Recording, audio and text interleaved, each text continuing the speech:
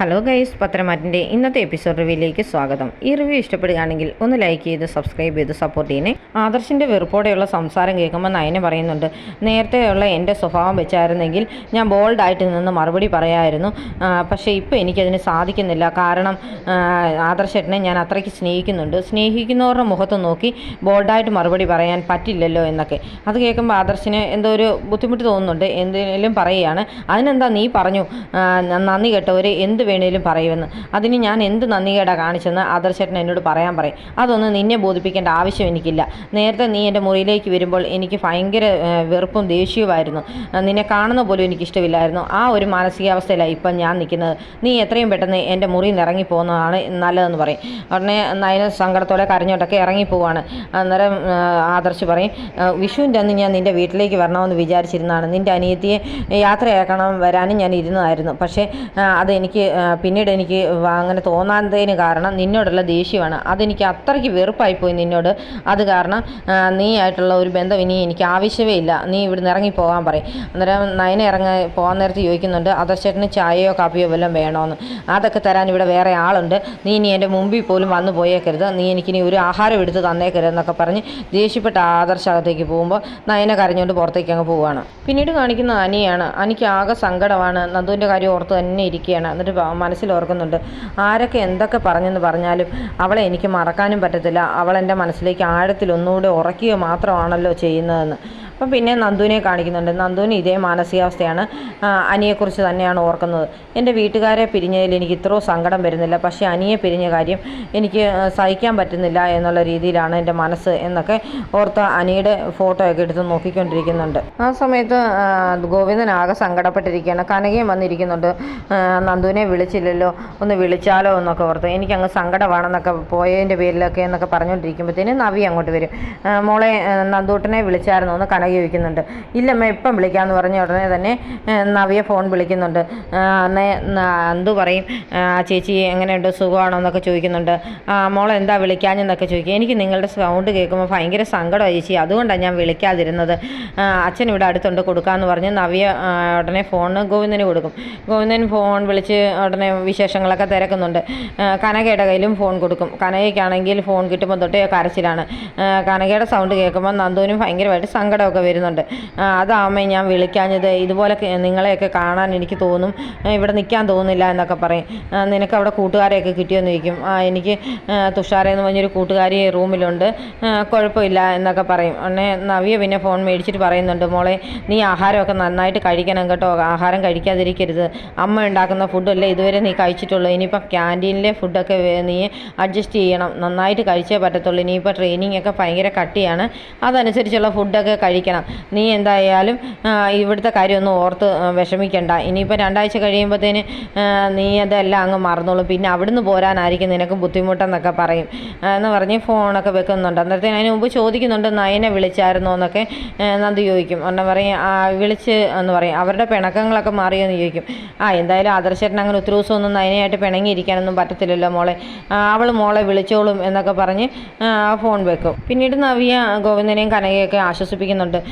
അവൾ കുറച്ച് ദിവസം കഴിയുമ്പോൾ അവിടെ അങ്ങ് അഡ്ജസ്റ്റ് ആയിക്കോളും, നിങ്ങളിങ്ങനെ വിഷമിക്കൊന്നും വേണ്ട അമ്മയച്ച എന്നൊക്കെ പറഞ്ഞ് അവരെ ആശ്വസിപ്പിച്ചൊക്കെ ഇരുത്തുന്നുണ്ട്. പിന്നീട് കാണിക്കുന്നത് അഭിയും കടയിലെ ആ സ്വർണ്ണപ്പണിക്കാരനുമായിട്ട് സംസാരിക്കുന്നതാണ്.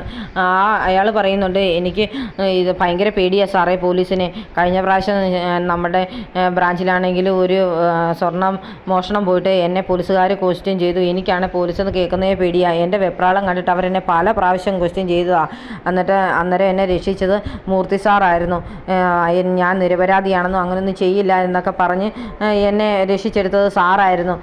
പക്ഷേ ഇനി ഈ പ്രാവശ്യം ഞാൻ ഇങ്ങനെയൊക്കെ ചെയ്ത ഒരു കുറ്റക്കാരനല്ലേ, പ്രതിയായ ഞാൻ എങ്ങനെയാണ് രക്ഷപ്പെടുന്നത്, എനിക്ക് പേടിയാന്നൊക്കെ പറയും. ഉടനെ അഭി പറയും, നിങ്ങളിങ്ങനെ പേടിച്ച് ആവശ്യമില്ലാത്തൊന്നും പറഞ്ഞു കൊടുത്തേക്കരുത്. കുറ്റബോധം കയറിയിട്ട് ആദർശിൻ്റെ അടുത്ത് അങ്ങനെ ചെന്ന് പറഞ്ഞു കൊടുത്താൽ മൊത്തം തീരുമെന്നൊക്കെ പറയുന്നുണ്ട്. സാറേ എനിക്ക് ഉള്ളത് കൊണ്ടൊക്കെ ജീവിച്ചാൽ മതിയായിരുന്നു, ഇത് അത്യാഗ്രഹം കാണിച്ചുകൊണ്ടല്ലേ ഇങ്ങനെയൊക്കെ പറ്റിപ്പോയെന്നൊക്കെ പറയും. ഉള്ളതുകൊണ്ട് ജീവിച്ചാൽ തനിക്ക് പറ്റുമായിരിക്കും, പക്ഷേ എനിക്ക് പറ്റത്തില്ല എന്ന് പറയും. എനിക്ക് ആകെ കിട്ടുന്ന ശമ്പളം കൊണ്ട് ഒന്നിനും തികയത്തില്ല, അതുകൊണ്ടാണ് ഞാൻ ഇങ്ങനത്തെ പരിപാടിക്കൊക്കെ പോയത് എന്നൊക്കെ അഭി പറയുന്നുണ്ട്. എന്തായാലും ഞാനിത് നോക്കിയോളാം, ഞാൻ ആ SIയെ കണ്ടിതെല്ലാം സോൾവ് ചെയ്താൽ നോക്കാം, താനായിട്ട് കയറി ഒരു പരിപാടിയും കാണിച്ചേക്കരുതെന്നൊക്കെ പറയും. സാറിന് കുഴപ്പമില്ല, സാറ് അങ്ങ് രക്ഷപ്പെട്ടു പോകും, ഞാനല്ലേ കുടുങ്ങാൻ പോകും. സാറിന് മുത്തശ്ശനാണെങ്കിൽ SI അല്ല, അതിലും വലിയ ആൾക്കാർക്കൊക്കെ ആയിട്ടാണ് പിടിപാടുള്ളത്. അതുകൊണ്ട് വലിയ മേളിൽ നിന്നൊക്കെ വലിയ വലിയ ഉദ്യോഗസ്ഥരൊക്കെ വിളിച്ച് പറഞ്ഞു കഴിഞ്ഞാൽ പിന്നെ SI ഒന്നും പറഞ്ഞാലൊന്നും ഏൽക്കുന്ന കാര്യമല്ല എന്നൊക്കെ പറയുന്നുണ്ട്. അന്നേരത്തേന് അഭി പറയും, നീ ഇതൊന്നും ശ്രദ്ധിക്കേണ്ട, നിങ്ങളങ്ങ് അനങ്ങാതെ അവിടെ അങ്ങ് ഇരുന്നാൽ മതി, ഞാനിതെല്ലാം സോൾവ് ചെയ്തോളാം, നിങ്ങളെക്കാട്ടിലും എൻ്റെ നിലനിൽപ്പാണ് ഇവിടെ ഇപ്പം പരുങ്ങലിലായിരിക്കുന്നത്, അപ്പോൾ ഇത് സോൾവ് ചെയ്യേണ്ട ഉത്തരവാദിത്വം എനിക്കാടോ എന്നൊക്കെ പറഞ്ഞിട്ട് അയാളെ പറഞ്ഞങ്ങ് വിടും. പിന്നീട് കാണിക്കുന്നത് SI ആദർശിനെ കാണാൻ വരുന്നതാണ്. അപ്പോൾ ആദർശ് പറയും, സാറിന് ഇഷ്ടമുള്ള ആൾക്കാരെ മുഴുവൻ ക്വസ്റ്റ്യൻ ചെയ്യാമെന്നൊക്കെ പറയും. നിങ്ങളുടെ ജുവലറി ആയതുകൊണ്ട് മാത്രമാണ് ഞാൻ ഇതിനൊന്നും കൂടുതൽ പബ്ലിസിറ്റി കൊടുക്കാത്തതെന്നൊക്കെ SI പറയുന്നുണ്ട്. പിന്നെ മൂർത്തി സാറാണെങ്കിലും എല്ലാവരെയും വിളിച്ചൊക്കെ പറഞ്ഞിട്ടുണ്ട്, എനിക്ക് മുകളിൽ നിന്നുള്ള പ്രഷറൊക്കെ നന്നായിട്ടുണ്ടെന്നൊക്കെ പറയും.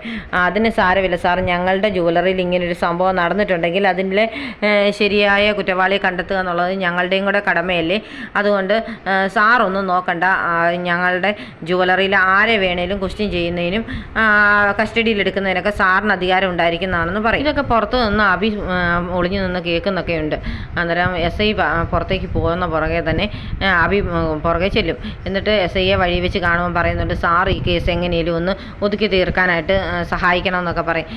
താൻ ആ ജുവലറിയിലെ ഒരു സ്റ്റാഫല്ലേ, അന്നേരം ആ കമ്പനിയുടെ ഓണറിനകത്ത് ഒരാളല്ലേ, അപ്പോൾ പിന്നെ തനിക്ക് ഇതിൻ്റെ വല്ല ആവശ്യം ഉണ്ടായിരുന്നു എന്നൊക്കെ ചോദിക്കും.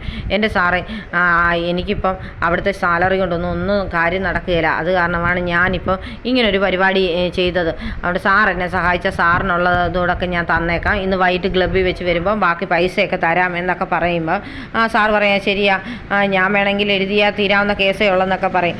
പക്ഷേ നിങ്ങളുടെ മുത്തശ്ശൻ മോളിൽ നിന്ന് അങ്ങനെയൊക്കെ വിളിച്ച് പറയിപ്പിച്ച് കഴിഞ്ഞാൽ പിന്നെ ഞാൻ കുടുങ്ങും, എന്നെ കൊടുക്കാനുള്ള ഇടപെടുത്തരുതെന്നൊക്കെ പറയും.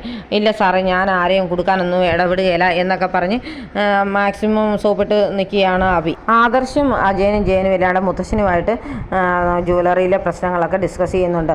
അപ്പോൾ മുത്തശ്ശൻ പറയും, ഇങ്ങനൊരു പ്രശ്നം ആ ജുവലറിയിൽ ഉണ്ടായിട്ടുണ്ടെങ്കിൽ അതിൻ്റെ പൂർണ്ണ ഉത്തരവാദിത്വം നിനക്കാണെന്ന് പറയും. അത് മുത്തശ്ശൻ ഞാൻ മാക്സിമം എല്ലാം ശ്രദ്ധിച്ചിരുന്നതാണെന്ന് പറയും.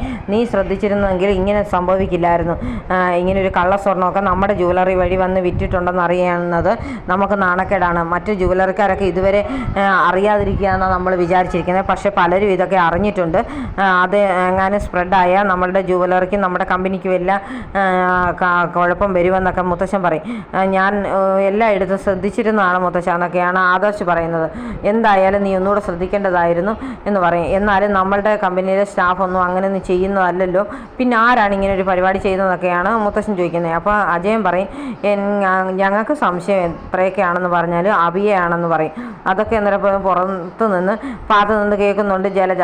അന്നേരം അജയൻ പറയും, എന്തായാലും അഭിയല്ല വേറെ ആരും ഇത് ചെയ്യാൻ വഴിയില്ല, വേറെ ആർക്കും ഇതിൻ്റെ ആവശ്യമില്ലെന്ന് പറയും. അപ്പോൾ തന്നെ ആദർശ് പറയുന്നുണ്ട്, അഭി ഈയിടെയായിട്ട് നവിയുടെ അടുത്ത് ചെല്ലുകയും സ്നേഹത്തോടെ പെരുമാറുകയും സമ്മാനങ്ങൾ കൊടുക്കുകയൊക്കെ ചെയ്യുന്നുണ്ടെന്ന് പറയുന്ന കേട്ടെന്ന്. നേരത്തേനുടനെ മുത്തശ്ശൻ പറയും, അത് പിന്നെ അവനെ അങ്ങനെ വിശ്വസിക്കാനൊന്നും പോകണ്ട, അവനും അവൻ്റെ അമ്മയും കാര്യസാധ്യത്തിന് വേണ്ടി മാത്രമാണ് എല്ലാവരും സ്നേഹിക്കുന്നതായിട്ട് നടിക്കുന്നത്, അല്ലാതെ ആത്മാർത്ഥമായൊരു സ്നേഹമൊന്നും അവരെ കൊണ്ട് പറ്റത്തില്ല എന്നൊക്കെ പറയും. അന്നേരം ജലജ മനസ്സിലോർക്കുന്നുണ്ട്, എല്ലാവരും കൂടി എൻ്റെ മകനെയാണല്ലോ ഇങ്ങനെ കുറ്റപ്പെടുത്തുന്നത് എന്നൊക്കെ പറഞ്ഞിട്ട് പതുക്കെ ന്യൂട്രി സൈഡിൽ കൂടെ കയറി മുറിയിലേക്ക് അങ്ങ് പോകുന്നുണ്ട്. അന്നേരം മുത്തശ്ശൻ പറയും, എത്രയൊക്കെയാണെന്ന് പറഞ്ഞാലും ആരാണ് എന്താണെന്നൊക്കെയുള്ള കാര്യം കറക്റ്റായിട്ട് അറിഞ്ഞിരിക്കണം, നമ്മുടെ കമ്പനിയിൽ ഇങ്ങനൊരു കാര്യം നടന്നത് നമുക്ക് നാണക്കേടായിട്ടുള്ള കാര്യം തന്നെയാണ്, അത് നമ്മുടെ ഭാവിയെയും ബാധിക്കുന്ന കാര്യമാണെന്നൊക്കെ പറയും. ആദർശിനോട് പറയും, എന്തായാലും ഞാൻ എല്ലാവരോടും വിളിച്ചൊക്കെ പറഞ്ഞിട്ടുണ്ട് മുകളിലോട്ടൊക്കെ, അവരൊക്കെ അത് ഇടപെട്ട് കറക്റ്റായിട്ട് പ്രതിയെ കണ്ടെത്തിക്കോളൂ എന്നൊക്കെ പറയുന്നുണ്ട്. താൻ കേട്ട കാര്യങ്ങൾ അന്നേരം തന്നെ അവിയോട് ചോദിക്കാനായിട്ട് ജലജ ചെല്ലുന്നുണ്ട്. അന്നേരം അഭി ആകെ ടെൻഷൻ അടിച്ചിരിക്കുകയാണ്. അന്നേരം ജലജ ചോദിക്കും, എടാ ഇവിടെ എല്ലാവരും ഡിസ്കസ് ചെയ്യുന്നല്ലോ നമ്മുടെ കമ്പനിയിൽ കള്ളസ്വർണ്ണം കൊണ്ടുവന്നൊന്നും അത് ആഭരണങ്ങളാക്കി വിറ്റെന്നൊക്കെ, ഇനി നിനക്ക് എങ്ങാനും വല്ല അബദ്ധവും പറ്റിയോന്ന് ചോദിക്കും. ഞാൻ ചെറിയൊരു അബദ്ധം കാണിച്ചാലും പറയും. എടാ നിനക്ക് ഇത്രയ്ക്ക് ബോധമില്ലേ, ഇങ്ങനൊരു പ്രശ്നം നടന്ന നീ അകത്താകും, അതുതന്നെയല്ല നമ്മൾ രണ്ടുപേരും പുറത്തു പോവുകയും ചെയ്യുമെന്ന് പറയും. ഞാനല്ലേ തെറ്റ് ചെയ്തത്, അപ്പം പിന്നെ ഞാൻ അകത്ത് പോയാൽ പോരെ, അമ്മയ്ക്ക് ഇവിടെ താമസിക്കാമല്ലോ എന്നൊക്കെ പറയും. എനിക്ക് മടുത്ത് ഇങ്ങനെയുള്ളൊരു ജീവിതം, എൻ്റെ ജീവിതത്തിന് ഇതുപോലൊന്നും പോരാ, ഇവിടുത്തെ ശമ്പളമൊന്നും എനിക്ക് തികയുന്നില്ല എന്നൊക്കെ പറയും. നീ കുറച്ചുകൂടെയൊക്കെ ഒന്ന് ശ്രദ്ധിക്കണ്ടായിരുന്നോ, ഇനിയിപ്പോൾ എന്തൊക്കെ സംഭവിക്കുമെന്ന് ആർക്കറിയാമെന്നൊക്കെ ജലജ പറയുന്നുണ്ട്. ഇവിടുത്തെ ആ കിളവനാണെങ്കിൽ രാജഭരണം നടത്തുന്ന പോലല്ലേ കുടുംബത്ത് ഭരണം നടത്തുന്നത്. രാജഭരണം കഴിഞ്ഞെന്നുള്ള കാര്യമൊന്നും അയാൾ അറിഞ്ഞിട്ട് പോലുമില്ല. എന്ത് ചെയ്യാനാ, ബാക്കിയുള്ളവർക്ക് ജീവിക്കണ്ടേ എന്നൊക്കെ ചോദിച്ച് ദേഷ്യപ്പെടുകയാണ് അഭി. അന്നേരം ജലജ അങ്ങ് ടെൻഷൻ അടിച്ച് നിൽക്കുകയാണ്.